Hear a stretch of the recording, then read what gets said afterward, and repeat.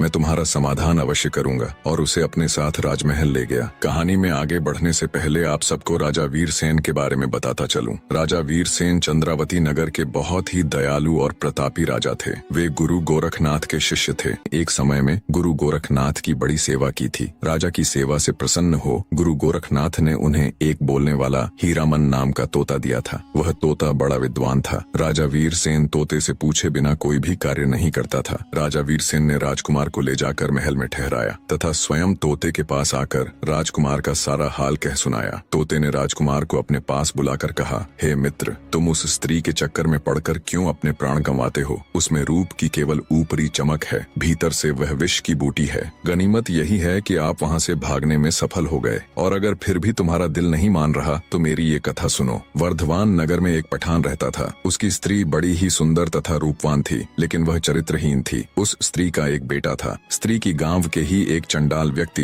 भैरव से यारी थी। जब पठान मजदूरी करने जाता तब भैरव आता और उसके साथ ऐश करता। जब पठान के आने का समय होता तब वह वहाँ से निकल जाता। एक दिन उस स्त्री का लड़का ये सब देख लेता है और सारा हाल अपने पिता पठान के आने पर उसे कह देता है। पठान को जब ये बात मालूम हुई तो वह जल उठा। गुस्से में उसने अपनी उस स्त्री को खूब मारा पीटा। एक दिन पठान मजदूरी करने गया हुआ था। तभी भैरव उसके पास आया और पूछने लगा, क्या बात है, आज तुम बहुत उदास दिख रही हो? स्त्री बोली, मेरे बेटे ने तुम्हारे और मेरे ऐशो आराम का सारा हाल देख लिया और अपने पिता से कह दिया। अब मेरा पति मुझे बहुत मारता पीटता है। भैरव कुछ सोचते हुए बोला, अपने बेटे का गला घोंट कर मार डाल ताकि तेरे हृदय का दुख समाप्त हो जाए। अपने आशिक की बात सुन उस स्त्री ने कामदेव के वशीभूत होकर अपने बेटे को मार डाला। जब पठान मजदूरी करके वापस आया तो वह चिल्ला चिल्ला कर पुकारने लगी, कोई बचाओ, इस जालिम ने मेरे लाल को मार डाला, हाय मेरा लाल। स्त्री का चिल्लाना सुनकर मोहल्ले के बहुत से लोग दौड़ कर आए और पूछा, क्या हुआ? तब उस मक्कार स्त्री ने कहा, मेरा लड़का एक पैसे के लिए जिद कर रहा था, इसलिए इस निर्दयी ने गुस्से में आकर उसे जान से मार डाला।